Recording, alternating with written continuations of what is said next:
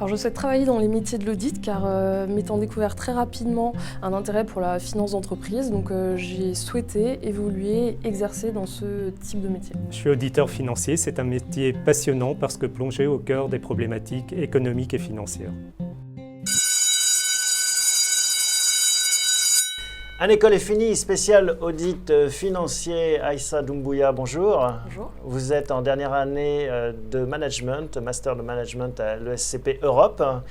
En face de vous, Régis Chemouni, bonjour. Vous êtes commissaire aux comptes chez KPMG, associé responsable du secteur immobilier de cette société. Également ESCP, alors ça ne s'appelait pas Europe à l'époque, Effectivement. promo 93. On va s'intéresser tout de suite au quotidien de la vie d'un auditeur financier. Aïssa, c'est à votre tour de poser la première question. Donc ma première question, c'est de savoir quelle est la journée type pour un commissaire aux comptes. D'accord. Donc pour résumer un peu la situation, mes amis qui ne connaissent pas le sujet résument en disant que je suis un homme de chiffres et un homme d'organisation. Et mes enfants disent aussi que je calcule toute la journée. En fait, c'est un peu réducteur, je vous l'avoue, parce que c'est beaucoup plus riche que ça. C'est un métier extrêmement passionnant parce qu'il y a plusieurs composantes dans le métier. Il y a une première composante qui est une composante technique. L'idée, c'est d'apporter des solutions aux clients sur des problématiques comptables, financières, organisationnelles. Donc il y a ce premier vecteur qui est passionnant parce que les clients attendent avant tout qu'on leur apporte des solutions vraiment à la hauteur de leurs attentes, donc la qualité prime avant tout. Alors toujours sur le quotidien, est-ce que vous avez d'autres questions pour Monsieur Chemouni? Oui, donc j'ai cru comprendre que vous étiez associé et je voulais savoir quelles étaient concrètement vos responsabilités managériales, financières. Oui, ça c'est une bonne question. En quoi ça consiste d'être associé dans un cabinet comme ça? Donc comme je vous le disais, il y a cette composante technique qui est essentielle, mais il y a également une composante managériale, humaine. Et je crois qu'il est fondamental de privilégier le capital humain de sociétés comme KPMG ou de grands groupes d'audit, parce qu'en fait, dans des sociétés comme les nôtres, on ne vend pas des sacs Hermès, on ne vend pas de produits. Ce qu'on vend avant tout, c'est un savoir-faire et une réelle expertise. Donc notre rôle, c'est de capter les meilleurs talents et de favoriser le développement de leurs compétences. Mais c'est vrai, vous avez 50 personnes sous votre responsabilité. KPMG est un groupe plus grand que ça, Oui. puisqu'en France, il y a à peu près 7500 personnes. Mais chez vous, dans votre département? Alors, dans l'activité immobilière, il y a une cinquantaine de collaborateurs.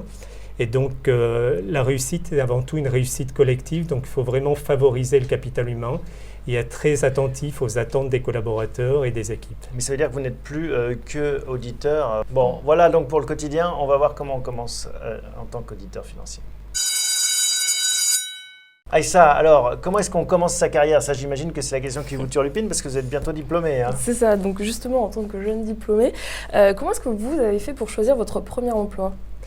Alors, c'est vrai que ce choix du premier emploi est fondamental, mais c'est une question très personnelle. Pour ma part, moi, je souhaitais travailler dans un groupe international qui offrait des perspectives à l'international, donc ça, c'est un critère important. Un groupe pluridisciplinaire où on peut y faire plusieurs métiers, donc pouvoir évoluer avec des perspectives de carrière très intéressantes. Et également un groupe qui avait un engagement, je dirais, citoyen, c'est-à-dire qui ne se portait pas uniquement sur le profit. C'est fondamental de faire du bénéfice quand on est une société comme la nôtre, mais c'est également d'avoir une ouverture sur le monde et d'avoir cet engagement citoyen qu'a KPMG. En fait. Vous continuez à recruter, vous, en ce moment? Énormément, oui, régulièrement. Et la crise a été pour nous un vecteur d'opportunité. Déjà, l'auditeur financier devient l'interlocuteur privilégié de tous les acteurs de l'économie, à la fois les fonds d'investissement, les banquiers, les autorités de tutelle. Et puis les sociétés ont de plus en plus besoin de conseils avisés parce qu'en fait, elles ont besoin de fiabiliser leur information financière vis-à-vis des tiers. Aïssa, vous avez une question pour savoir comment on rentre chez KPMG? Justement, oui, dans ce contexte actuel de crise économique, je voulais savoir si c'était plus compliqué pour un jeune diplômé qui aurait très peu d'expérience, un seul stage en entreprise, de rentrer aujourd'hui. Est-ce que ça l'est plus qu'il y a 5 ans, par exemple?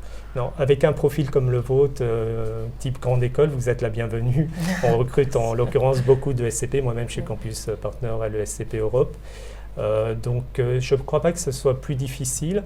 Comme je vous le disais, la crise a créé des opportunités puisqu'en fait, l'auditeur est de plus en plus au cœur de l'ensemble des problématiques. Maintenant, il faut donner le meilleur de soi-même.